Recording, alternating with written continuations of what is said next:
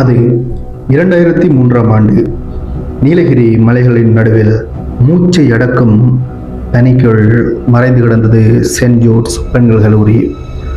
அது ஒரு கல்வி நிலையம் போல தற்போது தோற்றம் கிடையாது. ஒரு காலத்தில் உயிரோடு இருந்தது போல தோன்றும்.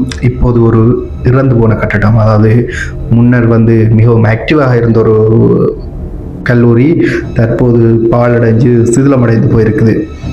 அதோட கல் சுவர்கள் எல்லாம் மழை பெய்ந்து பனியிரங்களில் கருகி பாசி பிடித்து போயிருந்தன. ரம்யா மற்றும் நித்யா இரு மாணவிகள். அந்த கல்லூரிக்கு மிக அருகில் இருந்த புதிய கல்லூரி, அதாவது இந்த சென்ட் ஜோன்ஸ் கல்லூரி முதல் சிதிலமடைந்து போனது. அது ஒரு சில மண் சரிவுகள், இது போல இயற்கை அனர்த்தங்கள் மற்றும் ஒரு சில இன்சிடென்ட்ஸ் நடந்தது. அது என்னுடைய பின்னாடி தெளிவாக பார்க்கலாம். அப்போ புதிதாக கட்டப்பட்ட ஹாஸ்டல், அதாவது உண்மையாக இப்போ சென்ட் ஜோன்ஸ் கல்லூரி சென்ட் ஜோன்ஸ் கல்லூரி அதோட புது பில்டிங்கில் இருந்த ஹாஸ்டல் கிட்டத்தட்ட இந்த பழைய சென்ட் ஜோன்ஸ் கல்லூரிக்கு மிக அருகில் இருந்தது. அதுக்கு ரம்யாவும் நித்யாவும் போரினம். அதுக்கு பிறகு இவங்க வாழ்க்கையில் நடந்த என்னமான விஷயங்கள் மற்றது இதில் யார் உயிரோடு இருந்தாங்க என்பதை பற்றி தொடர்ச்சியாக பார்க்கலாம். இது தி டார்க் பிளெஜர்.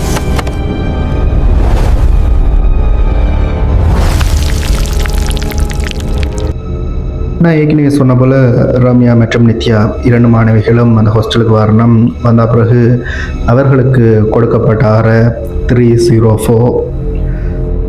அந்த புது கட்டிடம் என்றாலும் அந்த 304 இது ஒரு மர்மம் இருந்திருக்குது. வார்டன் சாவிகளை கொடுவாரா. அந்த வார்டனே பார்க்க கொஞ்சம் வித்தியாசமாக இருக்கு. ஏன்னாடா இந்த ஹாஸ்டலுக்கு முதலாவது லீவ்ஸ் எல்லாம் முடிஞ்சு இப்போ தான் முதலாவதாக வாரணம். இவங்க 2 பேரும் தான் முதலாவதாக வாரணம். இவங்க 2 பேரும் ஃப்ரெஷர்ஸ், புதிய மாணவிகள். அப்போ இவங்க வந்த பிறகு அந்த வார்டன் 2 பெரிய இரும்பு சாவிகளை கொண்டு வரா. அந்த 2 சாவியும் ஒன்று மோதிக்க கிட்டத்தட்ட மணி அடிக்கிற போல பெரிய சத்தம் வந்துச்சு. போய் 304 ரூமை திறக்க அது ஏற்கனவே அங்கே இருக்கிற குளிர் காற்று அது இன்னும் கொஞ்சம் குளிர்மையாக வீசுகிற போல ஒரு ஃபீல் இருந்துச்சு இருவருக்கும். ப்ளஸ் என்ன இருந்துச்சுன்னா அதுக்குள்ள ஜாஸ்மின் மனம், அதாவது மல்லிகைப்பூ வாசம் வீச தொடங்கிச்சுது. இப்போ சாதாரண நீங்கள் யோசிக்கலாம், எல்லா பேக்கதையிலையும் வர ஜஸ்மின் வாசனை மல்லிகைப்பூ வாசனை தானே மேபி இருக்கலாம். இது ஒரு கதை தான், கற்பனை கதை தான், உண்மையான ஸ்டோரி கிடையாது. அப்போ அந்த வாசனை, மல்லிகைப்பூ வாசனை வருது. இருவரும் கிட்டத்தட்ட ரூமுக்குள்ள என்ட்ராகிறாங்க. வார்டன் ரூமை லாக் பண்ணி போட்டு போயிட்டா. பார்த்தா அதுக்குள்ள ஏற்கனவே யாரோ இருந்ததுக்கான தடயங்கள், அதாவது முன்னர் வேறு இந்த ரூம் பாவிச்சதுக்கான தடயங்கள் இருந்துச்சு.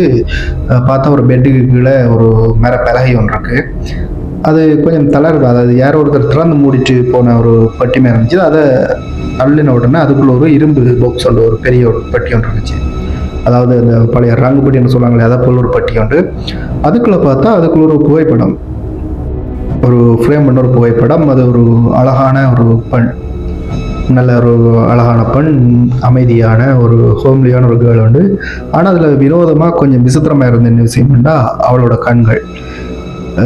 அந்த புகைப்படத்தில் இருந்த அந்த பெண்ணோட கண்கள் ஒரு பிளேடை வச்சு கீறுனா எப்படி இருக்குமோ அதை போல் கீறு இருந்துச்சு.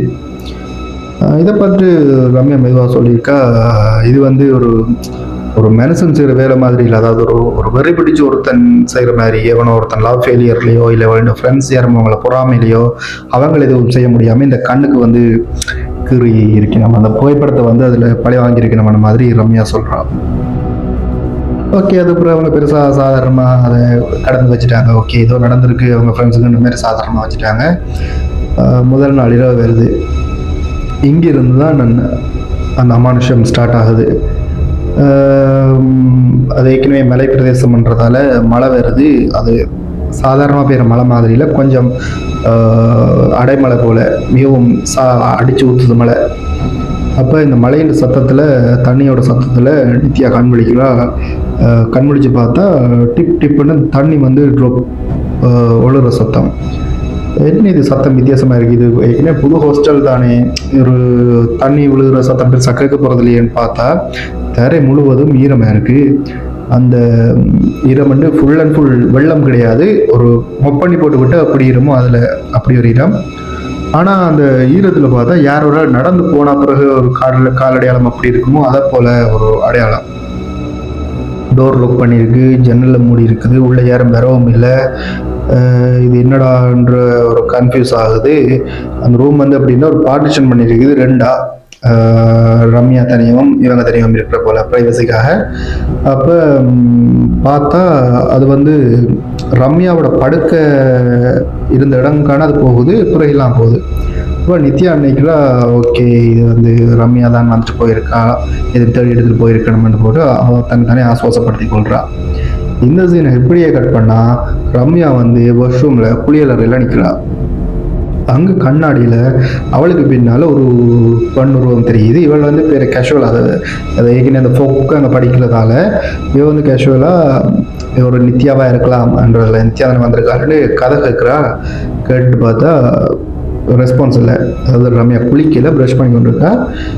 உத்து பார்க்குறாள். அப்போ தான் தெரியுது கண்ணாடி மங்கலான அந்த இதில் ஒரு வெள்ளை உடை போட்டு ஒரு பெண் ஆடா மசியாமல் நிற்கிறாள். அதை திரும்பி பார்த்த உடனே ரம்யாவுக்கு மூச்சே இல்லை. திரும்பி மீன்ஸ் கண்ணாடியில் பார்த்தோன்னே ரம்யாவுக்கு மூச்சே இல்லை.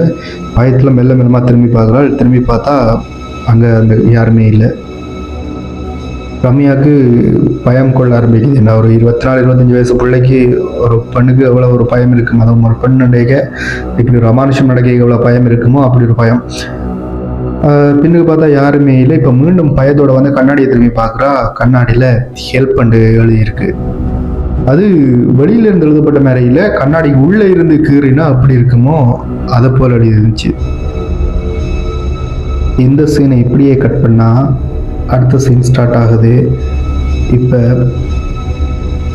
அந்த ஸ்டோரியோட இந்த பேயோட ஸ்டோரியோட பேக்ரவுண்ட் ஸ்டோரி, அதாவது நான் முதலே சொன்ன போல் இதோட மூலக்கதை ஸ்டார்ட் ஆகுது. ரம்யா பயத்தில் வெளியில் வந்து நித்யாட்ட போகிறாள். நித்யாவும் ரம்யாவை பார்த்துட்டு நித்யாவுக்கு பயம் வருது. இது என்னடா இதில் தானே படுத்திருந்த போல் இருந்துச்சு வந்துட்டு இருவரும் பயந்து போய் அந்த அவங்களோட டோரை வந்து சத்தமாக தட்ட அந்த வார்டன் வாரா. அந்த வார்டனோட பேர் வந்து முனியம்மாட்ட இந்த விஷயங்கள்லாம் சொல்லி நம்ம இப்படி நடந்தது இது என்று சொல்ல முனியம்மாண்ட குரல் கொஞ்சம் நடுக்கமாக கொஞ்சம் சோகமாக சொல்கிறா. மகளா அந்த அறையில் இருந்தவளோட பேர் வந்து அந்த புகைப்படத்தில் இருக்கிற பெண்ணின் பேர் மகளா. அவளுடைய முழு ஸ்டோரியும் தெரியல. ஆனால் அவள் வந்து என்ன செய்திருக்காள்டா காதல், அவமானம், துரோகம், அவள் ஏமாற்றப்பட்ட ஒரு பெண். அதில் இந்த உலகத்தையே பார்க்கக்கூடாதுன்னு மிகவும் கூரமாக தன்னோட கண்ணை தானே பிளேடாக கழித்து அவ இறந்து போகிறா, கழித்து தற்கொலை பண்ணிக்கொள்கிறா. அதுக்கு பிறகுதான் இப்படியான அமானுஷங்கள் இங்கே நடக்க ஆரம்பிக்குது அப்படின்னு மாதிரி முனியம்மா சொல்கிறா. சொல்லி போட்டு இவங்க திரும்பி பார்க்குறாங்க. முனியம்மாவை இங்கே அணையில. இப்போ இவங்களுக்கு இன்னும் நடக்கும் பொழுது கொஞ்சம் தள்ளி போய் பார்த்தா முனியம்மா அந்த ஹோல் மாதிரி இருக்கிற ஒரு இடத்துல இருந்து சமைச்சு கொண்டிருக்கா நடுஹோலில். இது மிகவும் வித்தியாசமாக இருக்குது. இப்படி யாருமே செய்ய போகிறது கிடையாது. இருவேரும் மிகவும் பயத்தோட மீண்டும் ரூமுக்கு வரணும். பார்க்க அங்கே ஒரு டைரி இருக்குது. அந்த டைரியில் முதல் இருந்த ரூமில் இருந்து யார் ஒரு ஆள் எழுதி வச்ச எழுத்துக்கள் இருக்குது. அது என்னடாண்டு எடுத்து இருவரும் வாசித்து பார்க்க இப்போது அவள் வந்து உயிருள்ளவர்களின் கண்களை தேடிக்கொண்டிருக்கின்றாள். என்னுடைய கண்ணை இறுதியாக இருக்கணும் என்று யாரோ ஒருத்தர் எழுதி வச்சது. அவங்க யாருன்னு கூட கன்ஃபார்மாக தெரியலை. இப்போ சடனாக ஃபுல்லாக பாவக்கட் ஆகுது. மழை சத்தம் அவ்வளோ சத்தமாக கேட்குது. முழு கல்லூரி ஹாஸ்டலும் வந்து இருளில் மூழ்குது. ஆனால் இதை விட மோசமான நடக்குது என்னண்டா இருவரும் பக்கத்தில் அண்ணண்டவங்க திடீரென்று ரம்யா பார்க்குறாள். நித்யாவை காணல. என்னடா இதுன்னு பார்க்க அந்த மின்னல் வெளிச்சத்தில் நித்யா தெரிகிறாள். கொஞ்சம் தள்ளி கீழே தரையில் உட்காந்துருக்கா நித்யா.